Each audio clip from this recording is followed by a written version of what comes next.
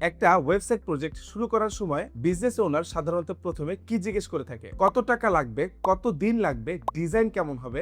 এই প্রশ্নগুলো খুবই গুরুত্বপূর্ণ। তবে এর আগে কিছু প্রশ্ন আছে, কারণ ওয়েবসাইট বানানোর সময় কিছু ভুল আপনি প্রজেক্ট শুরু হওয়ার আগেই করে ফেলতে পারেন, আর পরে সেই ভুল শুধরাতে গেলে টাকা এবং সময় দুটোই বেশি লাগতে পারে। আজ এমন 7টা কমন মিস্টেক নিয়ে কথা বলবো। প্রথম ভুল, শুধু ডেমো ডিজাইন দেখেই সিদ্ধান্ত নেওয়া। আপনি একটি ওয়েবসাইট দেখলেন, বললেন এই প্রতিষ্ঠানই আমার ওয়েবসাইট বানাবে, কিন্তু আপনি কি দেখেছেন তারা ডেভেলপমেন্টে কিভাবে করে থাকে? ওয়েবসাইট স্পিড কেমন, মোবাইল এক্সপিরিয়েন্স কেমন, সিকিউরিটি কিভাবে হ্যান্ডেল করে, অ্যাডমিন প্যানেল কেমন, ফিউচারে আপডেট করা যাবে কিনা? ই কমার্স ওয়েবসাইটে ডিজাইনের পাশাপাশি ডেভেলপমেন্ট কোয়ালিটিও গুরুত্বপূর্ণ। দ্বিতীয় ভুল, ওয়েবসাইট আগে বানান, কন্টেন্ট পরে দেব।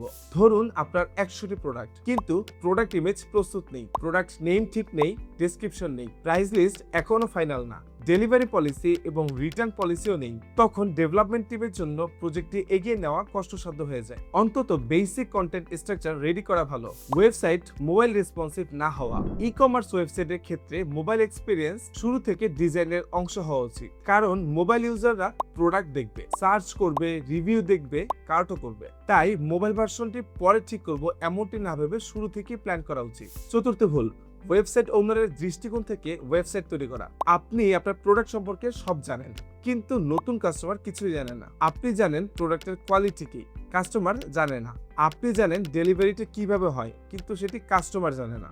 আপনি জানেন রিটার্ন কিভাবে হয়, কিন্তু কাস্টমার সেটা জানে না। তাই ওয়েবসাইটে কাস্টমারের সম্ভাব্য প্রশ্নের উত্তরগুলো দেওয়া বাঞ্ছনীয়। পঞ্চম ভুল, ওয়েবসাইটে সবকিছু চাই, উইশ লিস্ট চাই, লয়্যালিটি প্রোগ্রাম চাই, অ্যাডভান্স ফিল্টার চাই, কুপনও চাই, কিন্তু প্রতিটা ফিচারের একটা পারপাস থাকা উচিত। প্রথমে বিজনেসের কোর রিকোয়ারমেন্ট ঠিক করেন, তারপর ভবিষ্যতের প্রয়োজন অনুযায়ী ফিচার অ্যাড করা যায়। এটা খুব গুরুত্বপূর্ণ।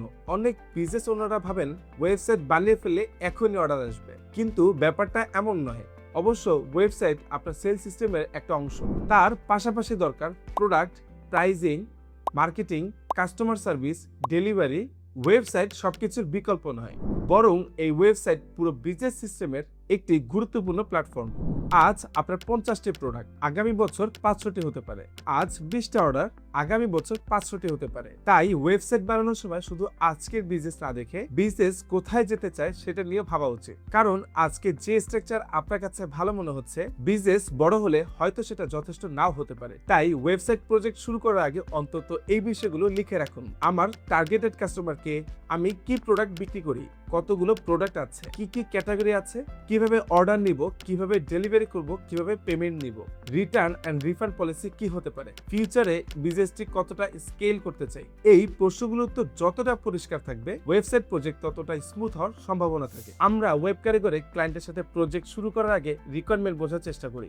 বিজনেস ওনারের বিজনেস নলেজ এবং ডেভেলপমেন্ট টিমের টেকনিক্যাল নলেজ দুটো একসাথে কাজ করলে প্রজেক্ট নিয়ে আরো ভালোভাবে প্ল্যান করা যায়। তাই ওয়েবসাইট বানানোর আগে শুধু বাজেট ঠিক করবেন না, রিকোয়ারমেন্টও ঠিক করবেন। আপনার ওয়েবসাইট সম্পর্কিত যে কোনো প্রশ্ন থাকলে নিচের ফর্মটি ফিল আপ করুন। আমাদের টিম খুব শীঘ্রই আপনার সাথে যোগাযোগ করবে। ভিডিওটি ভালো লাগলে লাইক করে দিন, আর যদি চ্যানেলে নতুন হয়ে থাকে তবে সাবস্ক্রাইব করে দিবেন। দেখা হবে নেক্সট কোনো ভিডিওতে।